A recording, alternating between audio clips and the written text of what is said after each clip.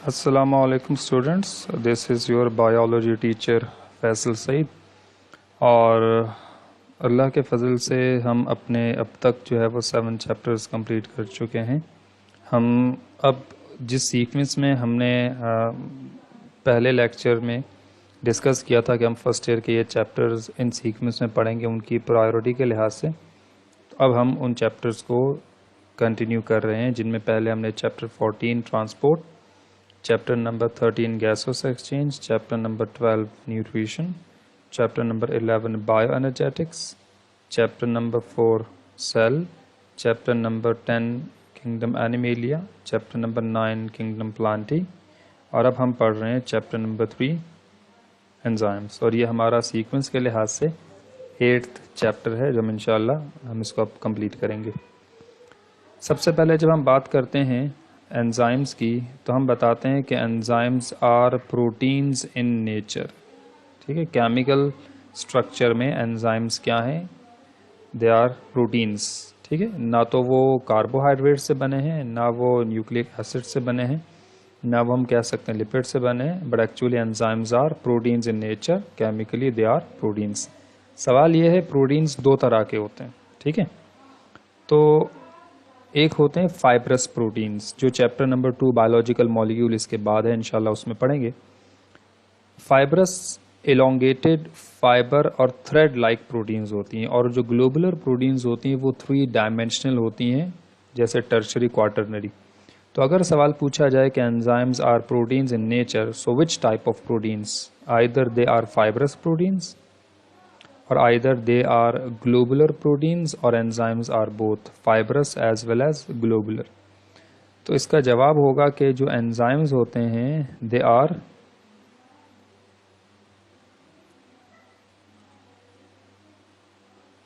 Globular proteins. ठीक है, यानी 3 डायमेंशनल स्ट्रक्चर के लिहाज से मौजूद होते हैं।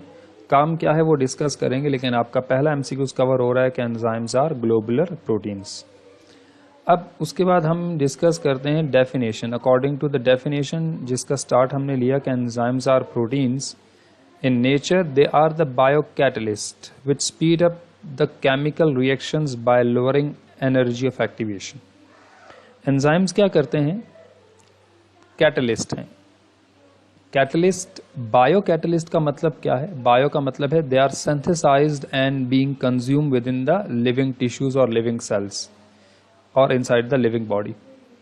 इंट्रासेलुलर भी एंजाइम्स वर्क करते हैं, एक्स्ट्रा सेलुलर भी एंजाइम वर्क करते हैं। एंजाइम्स के सेल के अंदर भी एंजाइम काम करते हैं, सेल के बाहर भी एंजाइम काम करते हैं।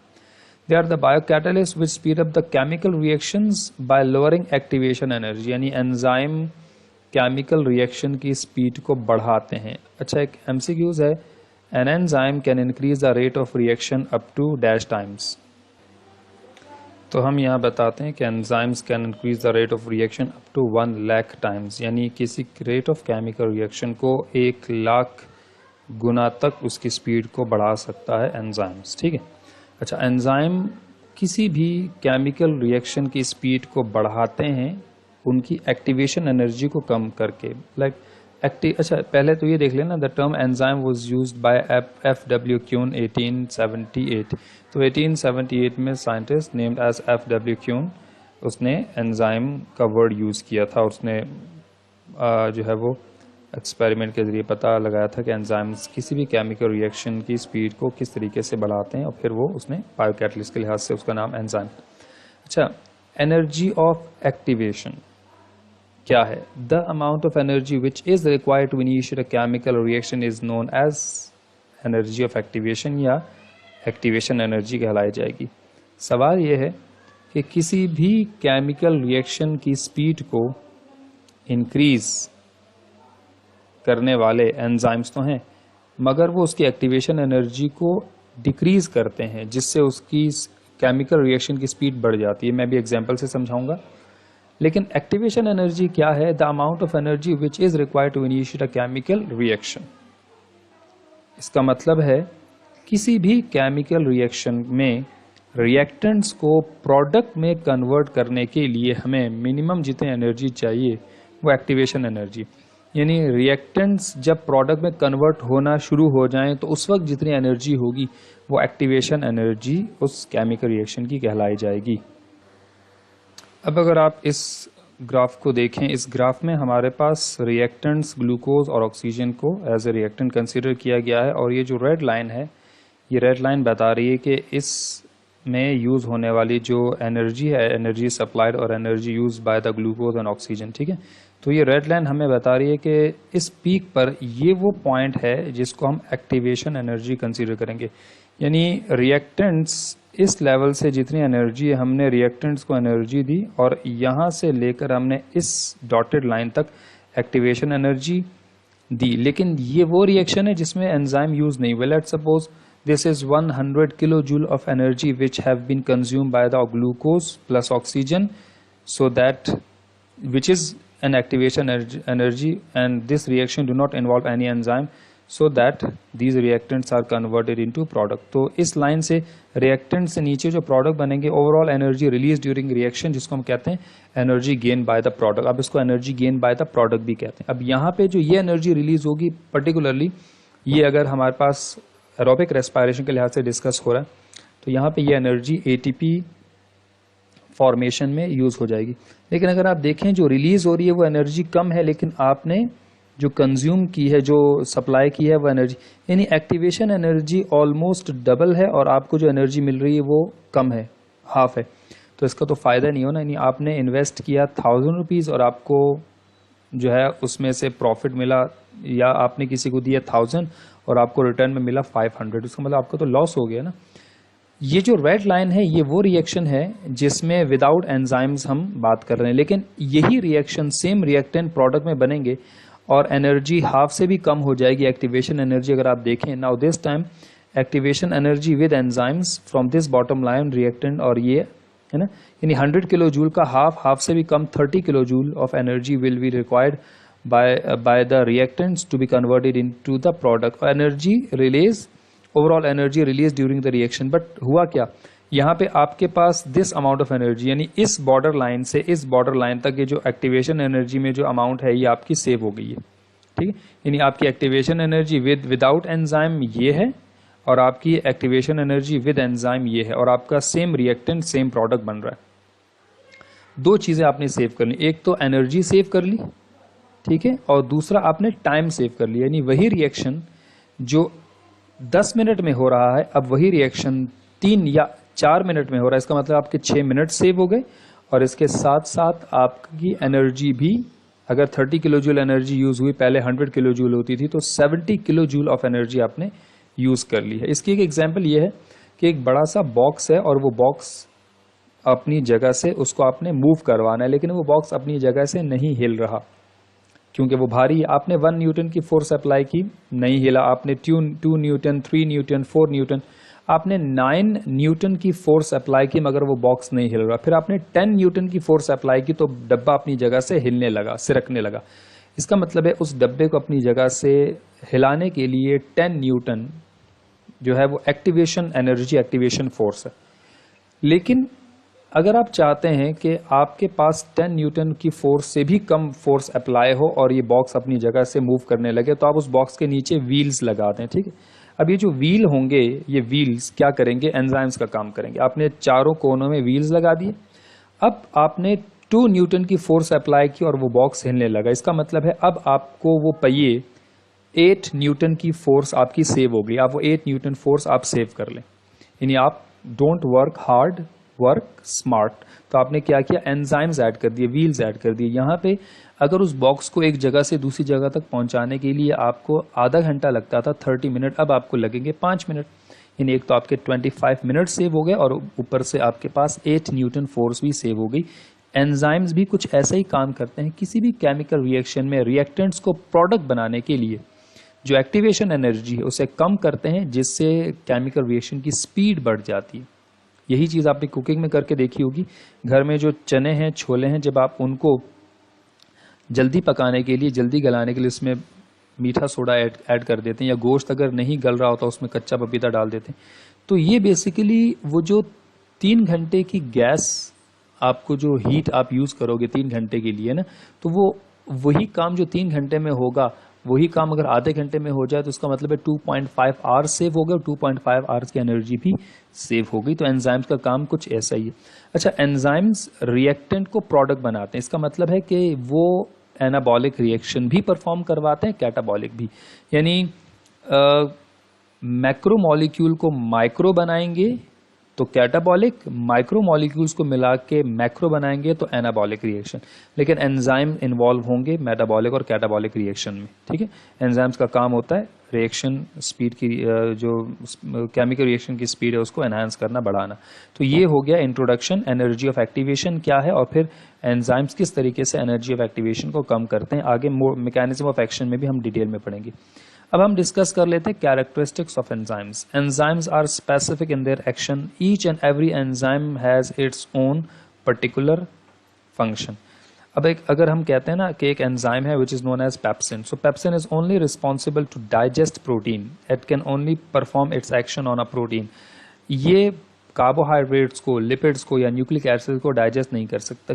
अच्छा, किसी भी एंजाइम की जो हम कहते हैं ना enzymes are specific in their action, because of the reason is that each and every enzyme has its 3-dimensional cavity which is related with its substrate, जो कि उसके सबस्ट्रेट जैसी होती है। अब आगे जाके हम पढ़ेंगे की लॉक या लॉक एंड की थ्योरी, जिसमें हमें बताया जाता है, जैसे हम कहते हैं कि हर एक ताले की एक खास चाबी होती है, वो ताला उस चाबी से ही खुलता है। ऐसा नहीं कि आप कोई भी चाबी ले आए और कोई भी ताला उठा लें, ताला खुल जाएगा, लॉक अनलॉक होगा, ऐसा नहीं होता।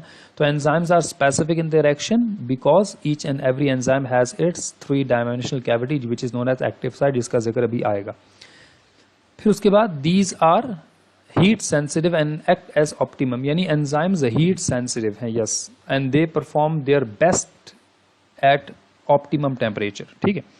neither at a very low temperature, neither at a very hot temperature, at a very moderate। अब आपकी बॉडी में जितने भी एंजाइम्स हैं उन सब का ऑप्टिमम टेम्परेचर 37 डिग्री सेल्सियस है, यानी 98.6 फ़ारेनहाइट। एक ही बात है।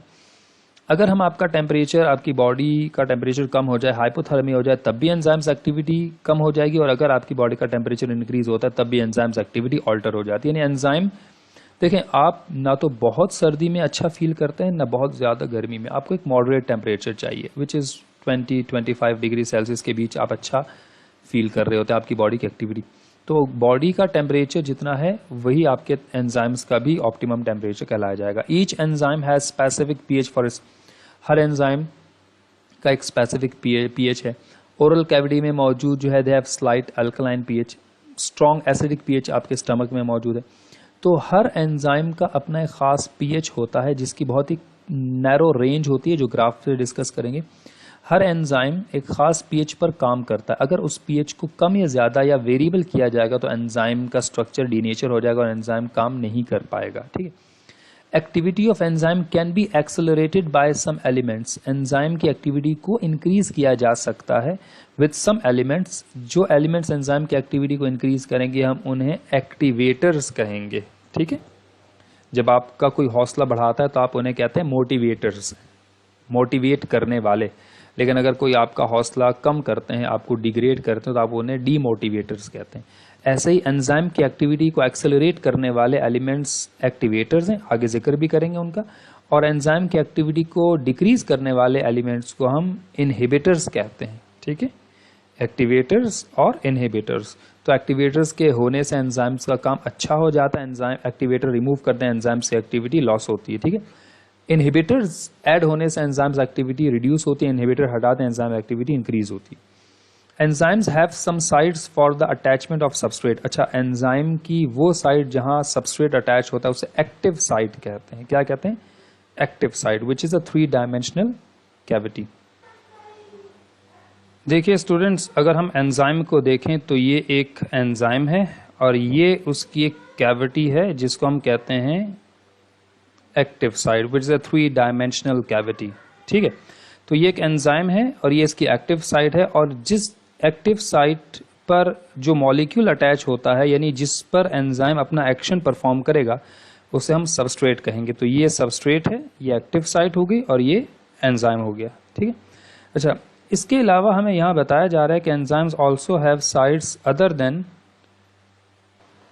अब अगर आप देखें तो एंजाइम एक्टिव साइट, सॉरी गलती से एक्टिव ट्रांसपोर्ट लिख दिया था, ठीक है, ये एक्टिव साइट है, ये एंजाइम है, ये सबस्ट्रेट है, और ये है उसकी एलोस्टेरिक साइट, ठीक है। तो यहाँ क्या लिखा है, enzymes have some sites for the attachment of substrate known as active sites, ये वाली। They also have sites other than active sites, ठीक है, अदर एक्टिव साइट्स के अलावा जहाँ कभी सबस्ट्रेट अटैच नहीं होता, जैसे ये वाली जगह हम दिखा रहे हैं, तो ये वो लोकेशन है जहाँ पर सबस्ट्रेट तो अटैच नहीं होता लेकिन यहाँ इनहिबिटर्स ज़रूर अटैच होते हैं। इनहिबिटर्स क्या करते हैं वो हम डिस्कस करेंगे भी। तो जो एक्टिव साइट के ऑपोजिट साइड्स होती हैं जहाँ सबस्ट्रेट अटैच नहीं होता, वहाँ इनहिबिटर्स अटैच होते हैं, उन लोकेशंस को, उस लोकेशन को एलोस्टेरिक साइट, तो ये एलोस्टेरिक साइट कहलाई जाएगी, ठीक है। Enzymes may have one or more than one active sites, enzyme की एक या एक से ज़्यादा एक्टिव साइट्स भी मौजूद होती हैं। अब चूंकि हमारे पास एक छोटी डायग्राम है तो हमने एक ही एक्टिव साइट बताई है, वरना जितना बड़ा एंजाइम होगा, ऐसा enzymes are relatively large than substrate molecules, लिखा है यहाँ पे enzymes are larger as compare to their substrate. तो सबस्ट्रेट हमेशा छोटे लेकिन एंजाइम्स उनके मुकाबले में बड़े होते हैं। Enzymes have high molecular weight, ठीक है, and they can react with both acidic, यानी कुछ एंजाइम्स होते हैं जो एसिडिक मीडियम में भी काम कर सकते हैं, as well as they can also perform their activity in basic या alkaline medium due to their protein nature, यानी due to protein nature. Amino acids का एक अमाइनो ग्रुप और एक कार्बोक्सिलिक ग्रुप, ठीक है। तो चूंकि एंजाइम्स प्रोटीन से बने हैं इसलिए कुछ एंजाइम्स एसिडिक एनवायरनमेंट में भी परफॉर्म करते हैं। अच्छा, एसिडिक एनवायरनमेंट के एंजाइम्स अलग होते हैं लेकिन बेसिक एनवायरनमेंट यानी अल्कलाइन एनवायरनमेंट के एंजाइम्स अलग होते हैं। तो ये हम लोगों ने इस वक्त एंजाइम का इंट्रोडक्शन, उसमें एक्टिवेशन एनर्जी को कम करने से एंजाइम कैसे रेट ऑफ रिएक्शन को बढ़ाता है और कैरेक्टरिस्टिक्स या प्रॉपर्टीज ऑफ एंजाइम्स हमने डिस्कस की हैं। अब हम इसके अगले फेज में क्या डिस्कस करेंगे कि टाइप्स ऑफ एंजाइम्स बेसिकली क्या हैं, ठीक है। हमारे पास जब हम डिस्कस करते हैं तो certain enzymes consist of only protein part, कुछ एंजाइम्स होते हैं जो सिर्फ प्रोटीन पार्ट पर मुश्तमिल होते हैं, they are called as simple enzymes, या हम उन्हें प्रोटियो एंजाइम्स या प्रोटियोजाइम्स कहते हैं। यानी वो तमाम ऐसे एंजाइम जो सिर्फ प्रोटीन से बने उन्हें हम प्रोटियो एंजाइम्स कहते हैं। While some enzymes also contain a non protein part, ठीक है, जिन एंजाइम्स में प्रोटीन के अलावा कुछ नॉन प्रोटीन पार्ट भी मौजूद होता है, तो ऐसे एंजाइम्स को कॉन्जुगेटेड एंजाइम्स या हम उन्हें हॉलो एंजाइम्स भी कहते हैं। तो स्टूडेंट्स, हम लोग इस वक्त डिस्कस कर रहे हैं types of enzymes on the basis of their structure, right, ठीक है। अब हमारे पास एंजाइम्स दो तरह के हैं, मेन सिंपल एंजाइम्स भी होते हैं और कॉन्जुगेटेड एंजाइम्स भी होते हैं। जब हम सिंपल एंजाइम्स की बात करते हैं, they are only composed of protein part. क्या बताएंगे? They are composed of only protein part. अब जब हम डिस्कस कर रहे हैं तो एंजाइम्स में simple enzymes they are only composed of proteins, but conjugated enzymes which are also known as holo enzymes composed of protein and non protein part, ठीक है। अब कॉन्जुगेटेड एंजाइम्स का जो प्रोटीन पार्ट है वो एपो एंजाइम है। अगर हम यहाँ लिख दें तो मेंशन कर देते हैं, this is the protein part. Conjugated enzymes जिन्हें हम होलो एंजाइम्स भी कहते हैं, उनका प्रोटीन पार्ट एपो एंजाइम कहलाया जाता है। उनका प्रोटीन पार्ट एपो एंजाइम कहलाया जाता है और उनका जो नॉन प्रोटीन पार्ट है उसे हम प्रोस्थेटिक ग्रुप कहते हैं, यानी that will be non protein part. तो हमें क्या याद रखना है कि एंजाइम्स जो सिर्फ प्रोटीन से बने हैं उन्हें सिंपल या हम उन्हें प्रोटियो एंजाइम्स भी कहते हैं, मगर जो प्रोटीन्स के अलावा अदर देन प्रोटीन पार्ट से बने होते हैं, यानी combination of protein and non protein part, उन्हें कॉन्जुगेटेड या होलो एंजाइम्स कहते हैं। अब कॉन्जुगेटेड एंजाइम्स या होलो एंजाइम्स का जो प्रोटीन पार्ट है उसे एपो एंजाइम कहेंगे और उसका जो नॉन प्रोटीन पार्ट है उसे हम प्रोस्थेटिक ग्रुप कहते हैं। Non protein means other than protein, protein के अलावा। तो प्रोटीन के अलावा दो चीज़ें, या तो वो ऑर्गेनिक हैं या वो इनऑर्गेनिक हैं, ठीक है। यानी प्रोटीन पार्ट के अलावा prosthetic group non protein part कहलाया जाता है, which could be either organic और आइदर इनऑर्गेनिक। अगर तो प्रोस्थेटिक ग्रुप इनऑर्गेनिक है, अगर प्रोस्थेटिक ग्रुप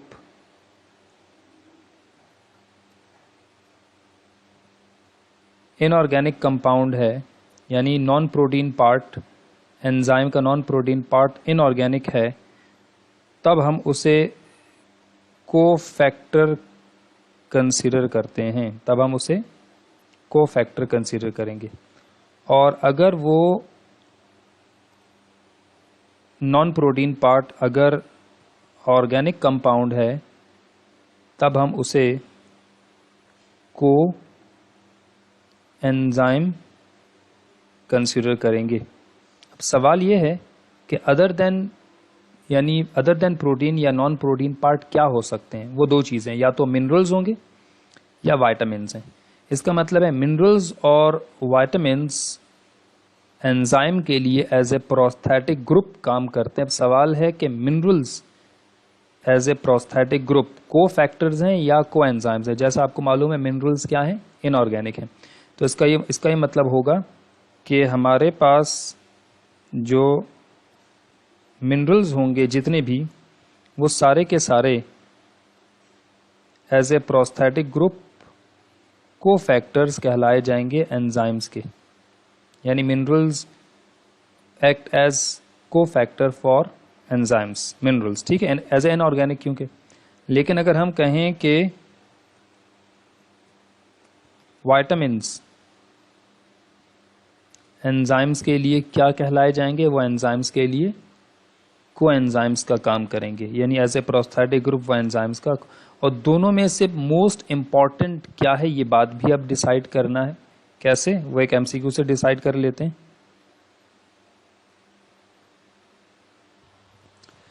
हमारे पास ये एक हॉलो या कॉन्जुगेटेड एंजाइम की डायग्राम है। अगर आप इसमें देखें तो ये पार्ट इसका एपो एंजाइम है, प्रोटीन पार्ट, और ये नॉन प्रोटीन पार्ट है। फिर इसमें जो लार्जर और मेजर पोर्शन है वो को एंजाइम है, और ये जो स्मॉलर पार्ट है को फैक्टर है, और इसको हम एक्टिव साइट कहेंगे, ठीक है। अब सवाल ये है कि अच्छा, हमने दो सवाल एक ही एमसीक्यूज के अंदर कवर किए। In the given diagram of holo enzyme, in the given diagram of holo enzyme the removal of a dash part will result in the decrease in the activity of enzyme. यानी हम इस given diagram holo enzyme की, इसमें वो कौन सा part है जिसको रिमूव कर दे तो एंजाइम एक्टिविटी डिक्रीज हो जाएगी। एंजाइम एक्टिविटी परफॉर्म करेगा मगर उसकी एक्टिविटी डिक्रीज हो जाएगी। एक सवाल ये है। और इस दूसरा सवाल अगर इसी में कहें कि in the given diagram of holo enzyme the removal of a dash part will result in the loss of enzymes activity completely. और वो कौन सा पार्ट है जिसको रिमूव करने से एंजाइम एक्टिविटी कंप्लीटली जो है ना वो लॉस हो जाएगी।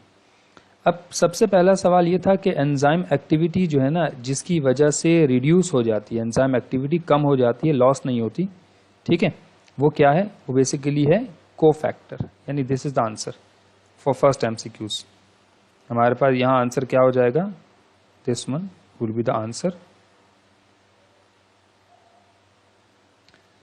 लेकिन अगर हमसे कहा जाए कि वो कौन सा पार्ट है जिसको हम रिमूव करें तो एंजाइम्स एक्टिविटी कंप्लीटली लॉस हो जाएगी और एंजाइम की एक्टिव साइट में बहुत बड़ा चेंज।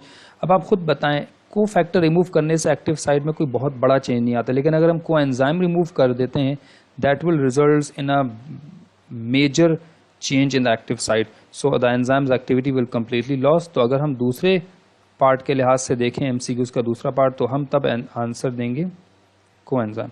हाँ, ये बात भी है कि अगर हम दोनों पार्ट रिमूव कर देते फिर भी एंजाइम्स टोटली जो है वो उसकी एक्टिविटी लॉस हो जाती है। लेकिन अगर हमसे यहाँ पे किसी एक पार्ट के हवाले से पूछा जा रहा है, यानी अगर को फैक्टर को आप रहने भी देते हैं और को एंजाइम रिमूव कर देते हैं तब भी एंजाइम की एक्टिविटी नहीं रहेगी को फैक्टर के होने के बावजूद। क्यों? क्योंकि को एंजाइम किसी भी हॉलो एंजाइम या कॉन्जुगेटेड एंजाइम का मेजर पार्ट जो है ना बनाता है।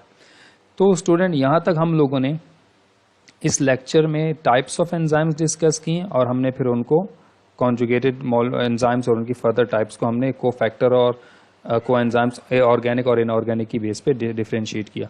अब इंशाल्लाह अगले लेक्चर में हम ये करेंगे कि इसका जो अगला पार्ट है जिसमें हम लोग अभी इसमें mechanism of enzymes activity, enzymes कैसे काम करते हैं, लॉक एंड की थ्योरी, इंड्यूस फिट मॉडल क्या है, और इसके अलावा factors affecting enzymes activity plus feedback inhibition of enzyme क्या होता है, ये चीज़ डिस्कस करेंगे। Thank you.